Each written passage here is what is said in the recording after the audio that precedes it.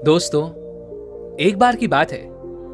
एक सम्राट का छोटा भाई सम्राट के सिंहासन पर बैठकर अपने मंत्रियों के सामने बड़ी बड़ी बातें कर रहा था।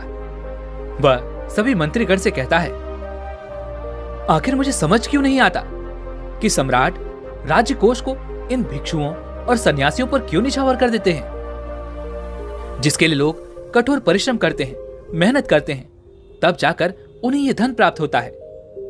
और इन सन्यासियों को, इन भिक्षुओं को सम्राट ये सब इतनी आसानी से दे देते हैं। आखिर ये सब विलास नहीं तो क्या है? अगर ये धन मुझे मिला होता तो मैं कितना कुछ कर लेता। मैं अपने महल को और खूबसूरत बनाता, अपने महल के भीतर सुंदर मूर्तियां तैयार करवाता, पूरे राज्य में जगह जगह उद्यान बनवाता और ये दुनिया घूमता, लोगों से मिलता, लोगों को जानता और किसी ताकतवर राज्य की सुंदरी अर्थात राजकुमारी से शादी भी कर लेता। लेकिन हमारे राज्य के सम्राट तो इन सन्यासियों और भिक्षुओं पर धन लुटा रहे हैं। याद रखना, जिस दिन मेरे हाथों में ये राज्य आ जाएगा, जिस दिन से मेरे हाथों में ये अधिकार आ जाएगा, उस दिन से ही मैं ये सारे खर्च बंद कर दूंगा। इस प्रकार सम्राट का छोटा भाई मंत्रियों के सामने अपनी बड़ी बड़ी डींगे हाँक रहा था और वह यह भूल चुका था कि वह सम्राट के सिंहासन पर बैठा हुआ है। इधर वह सम्राट का छोटा भाई लगातार एक पर एक बातें कहे जा रहा था, लेकिन उधर दूसरी तरफ मंत्रियों को यह पता था कि सिंहासन के पीछे सम्राट स्वयं खड़े हैं और वह सारी बातें सुन रहे हैं। तभी अचानक सम्राट अपने छोटे भाई के सामने आ गए और अपने छोटे भाई से कहते हैं, अच्छा, तो मेरा छोटा भाई राज्य अपने हाथों में लेना चाहता है और राजगद्दी पर बैठकर वह मेरे ही खिलाफ षड्यंत्र रच रहा है। सम्राट के मुख से यह सुनकर सम्राट के छोटे भाई के पसीने छूटने लगे। वह पूरी तरह से स्तब्ध रह गया। उसकी बुद्धि काम करना बंद कर दी। माथे से थर थर पसीना चू रहा था। उसके बाद बड़ी मुश्किलों से, डरते हुए, हिम्मत जुटाकर सम्राट के छोटे भाई ने सम्राट से कहा, सम्राट, मेरा मतलब ये नहीं था। मैं तो आपके मंत्रियों के कहने पर ही आपके सिंहासन पर बैठा था। सम्राट, मेरे खिलाफ ये कोई साजिश रची जा रही है। मेरा ऐसा कोई मतलब नहीं था। मुझसे बहुत बड़ी भूल हो गई। मुझे क्षमा करें सम्राट, मुझे क्षमा करें। इस पर सम्राट क्रोधित होते हुए अपने छोटे भाई से कहता है, भूल तुमसे नहीं बल्कि भूल तो मुझसे हो गई, जो मैंने अपने छोटे भाई को युवराज के तौर पर देखा और उसे युवराज घोषित कर दिया। उसके बाद सम्राट ने तुरंत ही अपने सिपाहियों को आदेश दिया और कहा, सिपाहियों, इसे दूर जंगल में ले जाओ और राजद्रोह के अपराध में इसका सर कलम कर दो। सम्राट के एक आदेश पर सभी सिपाही सम्राट के छोटे भाई को पकड़कर जंगल ले जाने लगे। तभी वहां पर उस राज्य के राजगुरु भी थे। इस पर उन राजगुरु ने सम्राट से कहा, हे राजन, आप अपने भाई की निर्मम हत्या का पाप अपने सर क्यों लेना चाहते हैं? मेरी आपसे विनती है कि इसे ऐसी सजा सुनाइए जिससे यह सबक सीख सके और इसे अपनी गलती का एहसास हो सके। राजगुरु के साथ साथ वहां का सारा मंत्रीगण भी राजगुरु के साथ था। वह उनकी बात से सहमत था। सम्राट ने सभी की बातें ध्यानपूर्वक सुनी और सम्राट उन सभी की बात मान गए। तभी वह सम्राट को सोच विचार कर अपने सिपाहियों से कहते हैं, सिपाहियों, इसे अगले 7 दिनों तक महल में रखो और दुनिया के सारे सुख दो। अच्छा खाना, नाच गाना, बाग में घूमना। अगले 7 दिनों तक इसे सारे शारीरिक सुख भी दो और 7वें दिन इसका सर कलम कर देना। और इसके साथ साथ मेरी एक और शर्त भी है, हर दिन इसे कोई याद दिलाता रहेगा कि इसकी मृत्यु 7वें दिन होनी है। इसे 7वें दिन मार दिया जाएगा। यह सुन सम्राट का भाई रोने लगा, विलाप करने लगा, वह क्षमा की याचना करने लगा, लेकिन सम्राट ने एक नहीं सुनी। सम्राट के आदेश पर सैनिक उसे खींचकर राज दरबार से ले गए और उसे आलीशान महल में कैद कर दिया। 7 दिन उसकी खूब सेवा की गई। नाच गाना, खाना पीना सब कुछ उसे दिया गया, पर कोई न कोई राज दरबार का व्यक्ति उसे यह याद दिला ही देता था कि 7वें दिन उसकी मृत्यु तय है। 7वें दिन उसका सर धड़ से अलग कर दिया जाएगा। देखते ही देखते पूरे 6 दिन निकल गए। आखिरी दिन जब सिपाही युवराज को लेने आए, इस पर युवराज उन सिपाहियों से कहता है, आज मेरे जीवन का आखिरी दिन है और मेरी एक आखिरी ख्वाहिश है। इस पर एक सिपाही युवराज से पूछता है, बोलो तुम क्या चाहते हो? इस पर युवराज कहते हैं, मुझे बस एक बार अपने भाई से मिलना है। मैं आखिरी बार बस अपने भाई से मिलना चाहता हूं। युवराज की फरियाद राज दरबार में पहुंचाई गई और सम्राट तुरंत ही युवराज से मिलने के लिए निकल पड़े। कुछ देर बाद जब सम्राट राजकुमार के पास पहुंचे तो राजकुमार ने सम्राट से कहा, भैया मेरा एक सवाल है। इस पर सम्राट राजकुमार से कहते हैं, पूछो तुम क्या पूछना चाहते हो?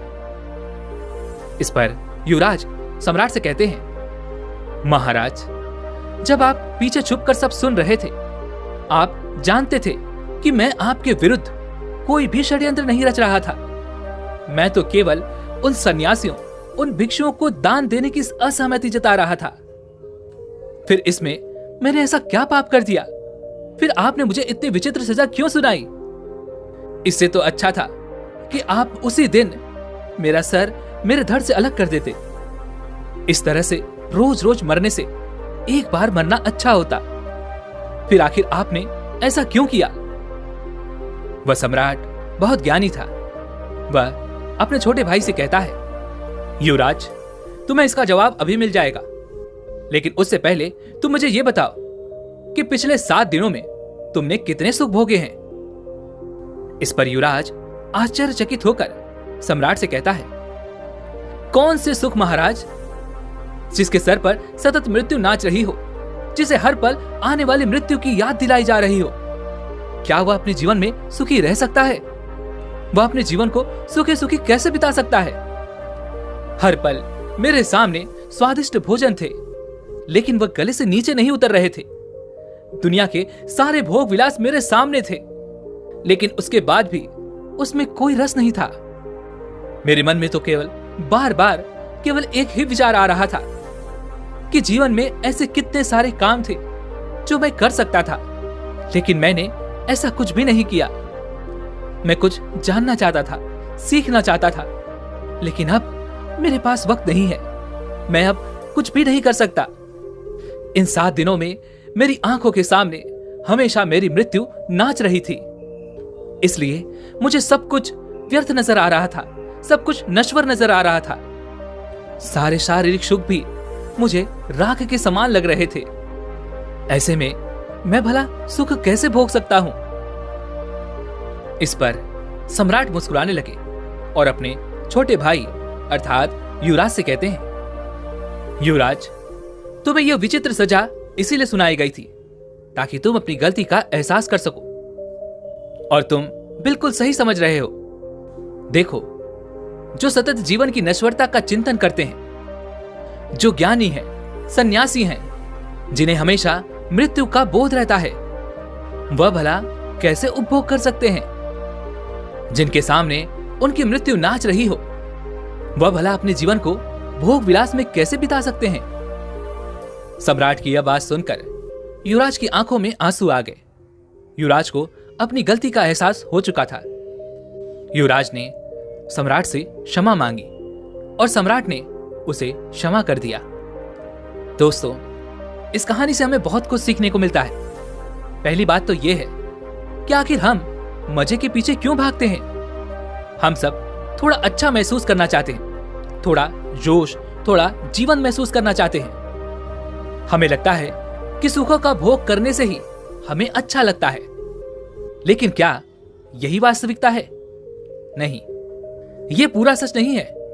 जैसे खारे पानी से आपकी प्यास नहीं बुझती, वैसे ही मजे करने से केवल थोड़ी देर के लिए ही आपको आनंद आता है, लेकिन उसके बाद आपका मन दोबारा परेशान होने लगता है। फिर धीरे धीरे हमारा मन असंतुष्ट रहने लगता है, जिस कारण हमारे भीतर दुख उत्पन्न होता है, तनाव उत्पन्न होता है, परेशानियां उत्पन्न होती हैं। लेकिन अब आपके मन में यह प्रश्न उठ रहा होगा कि भला मजे करने से कैसा दुख? तो चलिए इसे एक उदाहरण के तौर पर समझते हैं। मान लीजिए कि आपकी त्वचा बीमार है, अर्थात आपको स्किन इन्फेक्शन हुआ है, और जब एक जगह बार बार खुजली होने लगती है तो पहले आप थोड़ा सा खुजाते हैं, जिससे आपको राहत मिलती है। लेकिन फिर ये इच्छा होने लगती है, क्यों ना हम इसे और खुजाएं, ताकि हमें और आनंद आए, हमें संतुष्टि मिले, जिस कारण आप उस जगह पर बार बार खुजाने लगते हैं। लेकिन बार बार खुजाने की वजह से वह जगह अर्थात वो स्किन फट जाती है, और देखते ही देखते उसमें घाव बनने लगता है। और तब आपको इस बात का एहसास होता है कि अब इस जगह पर हमें दवाई का इस्तेमाल करना चाहिए, अर्थात हमें दवाई लगानी चाहिए, इसकी मरहम पट्टी करवानी चाहिए, हमें इस जगह को आराम देना बहुत जरूरी है। तब जाकर हमारा ये घाव कहीं पर भर पाएगा और हमें इससे राहत मिलेगी। ठीक इसी तरह से शारीरिक सुख का चक्र भी चलता रहता है। कोई भी शारीरिक सुख में संतुष्ट नहीं कर पाता। जब एक चीज से मन भर जाता है तो हम दूसरी चीज के पीछे भागते हैं। इसी प्रकार जब दूसरी चीज से मन भर जाता है तो हम तीसरी, चौथी और इसी प्रकार तरह तरह की चीजें हम ढूंढते ही रह जाते हैं। जैसे कि आजकल लोग तरह तरह की वीडियोस देखना पसंद करते हैं। कोई वेब सीरीज देखता है तो कोई कॉमेडीज देखता है, कोई शॉर्ट्स देखना पसंद करता है, और जब इन सब में मन नहीं लगता तो हम समाचार देखने लग जाते हैं। लेकिन फिर भी हमारे मन को संतुष्टि नहीं मिलती, और देखते ही देखते ये एक आदत बन जाती है। जिस प्रकार एक शराबी शराब के पीछे भागता है, एक अधिक खाने वाला व्यक्ति खाने के पीछे भागता है, और इसमें उनका अधिक से अधिक समय निकल जाता है। और इसी चक्र में हमारे जीवन का अमूल्य समय यूं ही व्यर्थ हो जाता है। हमारी सारी ऊर्जा यूं ही नष्ट हो जा रही है। और जब हमें इस बात का एहसास होता है तब हम अपने आप को अपराधी महसूस करते हैं। हमें लगता है कि हम ही वो हैं जिस कारण ये सब कुछ हो रहा है, हम ही अपना समय यूं ही व्यर्थ कर रहे हैं। और जब हम ऐसा महसूस करते हैं तब हमें यह भी महसूस होता है कि हमें अपने आप को इस चीज से उभारना चाहिए, और इससे अपने आप को उभारने के लिए हम अच्छा महसूस करने के लिए फिर किसी मजे के पीछे भागने लगते हैं। हम फिर से कुछ ऐसा करने लग जाते हैं जिसमें हमें मजा आए, जिससे हमें संतुष्टि प्राप्त हो। लेकिन क्या वह संतुष्टि हमेशा के लिए रहने वाली है? नहीं, वह तो केवल कुछ पलों की है। वो आपको हमेशा हमेशा के लिए संतुष्ट नहीं कर सकती। और यही हमारी सबसे बड़ी गलती है, क्योंकि इस चक्र में हमारी जागरूकता खत्म होती जा रही है। जैसे कि मान लो कोई व्यक्ति अत्यधिक मीठा भोजन करता है या अत्यधिक मीठों का सेवन करता है। ऐसे समय पर यदि वो यह कहे कि अब से वह मीठे का सेवन नहीं करेगा, और आप उसके सामने यदि कुछ मीठा रख दें, तो क्या वह अपने आप को रोक पाएगा? ठीक वैसे ही मजा है। जब हम लगातार मजा करने लगते हैं, जब हम लगातार मजे की ओर आगे बढ़ने लगते हैं, तो हम चाहकर भी खुद को रोक नहीं पाते। हम इस चक्र में फंस कर रह जाते हैं और यह भूल जाते हैं कि जब आप अपना काम पूरा करते हैं तब आप रात को थक कर सोते हैं, और उसी में असली संतुष्टि है। लेकिन जब हमारी चेतना का स्तर गिरने लगता है तो हमारी बुद्धि भी भ्रष्ट होने लगती है। इंसान सही और गलत में अंतर नहीं कर पाता। ऐसा इंसान पूरे जीवन में कभी नहीं जान पाता कि आनंद का असली स्रोत क्या है। वह यह भूल जाता है कि असली स्रोत तो हमारे भीतर ही है। जब हम किसी कार्य को पूरा मन लगाकर करते हैं, उस वक्त हमारा मन शांत होता है, और उस दौरान हमारे भीतर जो शांति होती है, जो आनंद होता है, जो खुशी होती है, वही तो असली शांति है, वही तो असली संतुष्टि है। इसलिए केवल मजे के पीछे भागना ये अच्छी बात नहीं। हमें इस चक्र को तोड़ना ही होगा, तभी आप अपने जीवन में कोई लक्ष्य हासिल कर पाएंगे। अन्यथा आप भी केवल मजे के पीछे भागते रह जाएंगे और आपको कुछ भी हासिल नहीं हो पाएगा। तो अब आपके मन में यह प्रश्न उठ रहा होगा, फिर हम अपने आप को मजे के पीछे भागने से कैसे रोकें? तो इसका बहुत ही सीधा और सरल जवाब है कि अपने मजे के लिए कुछ मत करो, अर्थात मजे को प्राथमिकता मत दो। क्योंकि यदि आप मजे को प्राथमिकता देंगे तो वह एक नदी के बहाव की तरह आपको खींचकर ले ही चला जाएगा। आपको अपने कामों को प्राथमिकता देनी चाहिए। हर चीज समय पर करो और जो भी करो उसे मन लगाकर करो, तभी आपका मन शांत हो पाएगा और आपको वहां अच्छा भी लगने लगेगा। दूसरी बात, मनोरंजन नहीं बल्कि आराम करो। क्योंकि जब भी हमारा मन थकता है तो उसे आराम की जरूरत पड़ती है, ना कि मजे की। लेकिन हम में से अधिकांश लोग जब भी अपने काम से घर लौटते हैं या फिर कोई ऐसा काम करके थक जाते हैं तो वे लोग अपना स्मार्टफोन इस्तेमाल करने लगते हैं। वे लोग शॉर्ट्स देखते हैं, वेब सीरीज देखते हैं, मूवीज देखते हैं, जिससे वो अच्छा महसूस कर सके, जिससे वह एक बार फिर से तरोताजा हो सके। लेकिन क्या ये सही है? नहीं। इसलिए जब भी आप थक जाएं या फिर आपका मन थक जाए तो आपको सचेत होकर अपने शरीर और मन को आराम देना चाहिए, जिससे आपका मन एक बार फिर से तरोताजा हो पाएगा और वह एक बार फिर से किसी भी काम में पूरी तरह से आपका साथ दे पाएगा। और एक बार जब वह आपका साथ देने लगेगा तो आप उस कार्य को मन लगाकर कर पाएंगे और उस कार्य को आप सफलता तक पहुंचा भी पाएंगे। तीसरी बात, मन को शांत करना सिखाओ। मनोरंजन से ज्यादा प्राथमिकता आप आराम को दें और आराम से ज्यादा प्राथमिकता आप ध्यान को दें, जिसका मतलब है शांति, सुकून, आनंद। इसका ये अर्थ है कि जब भी आप काम करके थक चुके हों और आराम करने जा रहे हों, तब सबसे पहले आप कुछ मिनट के लिए बैठकर आराम से ध्यान करें। अपनी चेतना के स्तर को ऊपर उठाने का प्रयास करें, जिससे आपको यह महसूस होता है कि आपको क्या देखना चाहिए, क्या सुनना चाहिए, क्या आपके मन की शांति के लिए यह सही है या गलत। और जैसे जैसे आपको यह चक्र समझ में आने लगता है, जैसे कि थोड़ी देर का मजा करना चाहिए या फिर मनोरंजन, तो आप इस चक्र को अच्छी तरह से समझने लगते हैं और आपकी बुद्धि का स्तर भी ऊपर उठने लगता है। और तब आप ये महसूस कर पाते हैं कि इस चक्र में मन थक रहा है, भटक रहा है और कमजोर भी हो रहा है। और ठीक उसी वक्त आपको यह भी एहसास होगा कि आप अपनी अमूल्य मानसिक ऊर्जा और अपना अमूल्य समय यूं ही व्यर्थ कर रहे हैं, उसे बेकार की चीजों में लगा रहे हैं और आपका वह अमूल्य समय यूं ही खराब होता जा रहा है। जैसे ही आपको इन बातों का एहसास होगा, जैसे ही आपको ये नश्वरता समझ में आएगी, वैसे ही युवराज की तरह इन चीजों के प्रति आपका आकर्षण भी खत्म होता जाएगा और ये चक्र पूरी तरह से खत्म हो जाएगा। और तब आप अपने आप को एक सही दिशा में ले जा सकते हैं। तब आप अपने मन को समझ सकते हैं, अपने मन के साथ मिलकर कार्य कर सकते हैं और अपने जीवन में जो भी आप पाना चाहते हैं उसे भी आप बड़ी आसानी से पा सकते हैं। क्योंकि किसी भी कार्य को करने के लिए हमारे मन का हमारे साथ जुड़ना बहुत जरूरी होता है।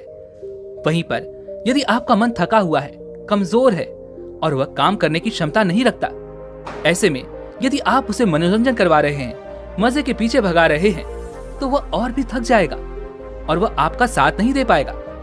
फिर चाहे आप कितनी भी कोशिशें क्यों न कर लें, लाख प्रयास ही क्यों न कर लें, लेकिन आपका मन आपका साथ नहीं देने वाला।